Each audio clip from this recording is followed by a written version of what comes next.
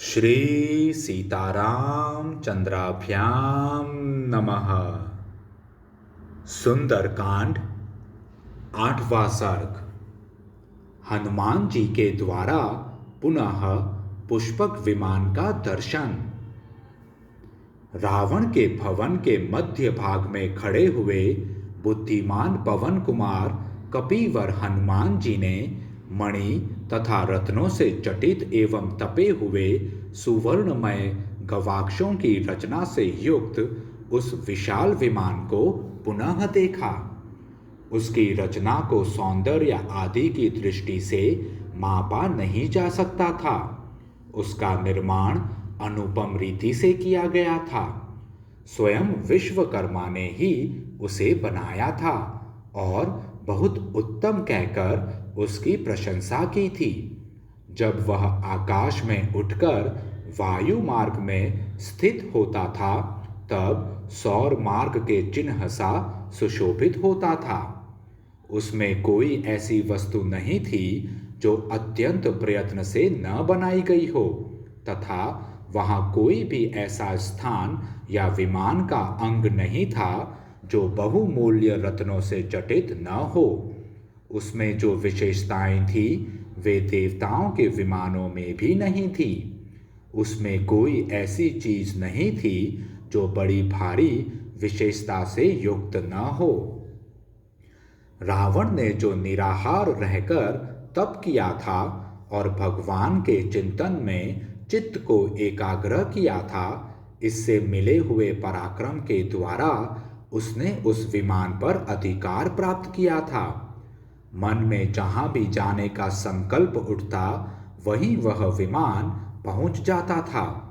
अनेक प्रकार की विशिष्ट निर्माण कलाओं द्वारा उस विमान की रचना हुई थी तथा जहां तहां से प्राप्त की गई दिव्य विमान निर्माणोचित विशेषताओं से उसका निर्माण हुआ था।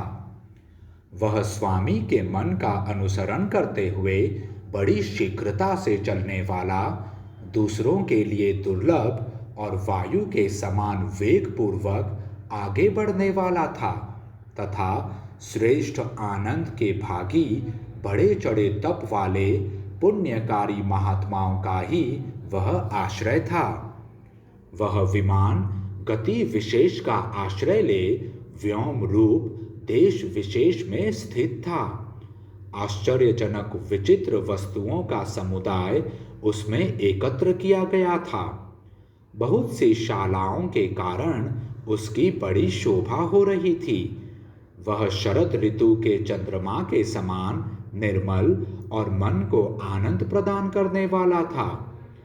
विचित्र छोटे छोटे शिखरों से युक्त किसी पर्वत के प्रधान शिखर की जैसी शोभा होती है, उसी प्रकार अद्भुत शिखर वाले उस पुष्पक विमान की भी शोभा हो रही थी।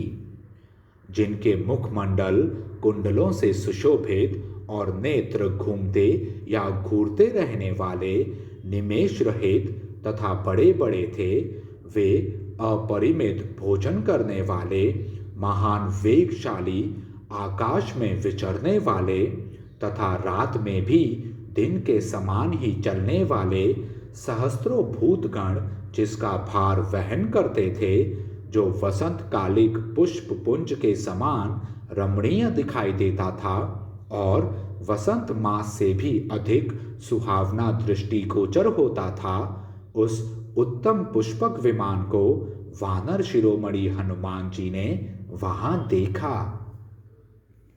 इस प्रकार श्री वाल्मीकि निर्मित आर्ष रामायण आदि काव्य के सुंदरकांड में 8वां सर्ग पूरा हुआ। जय श्री राम।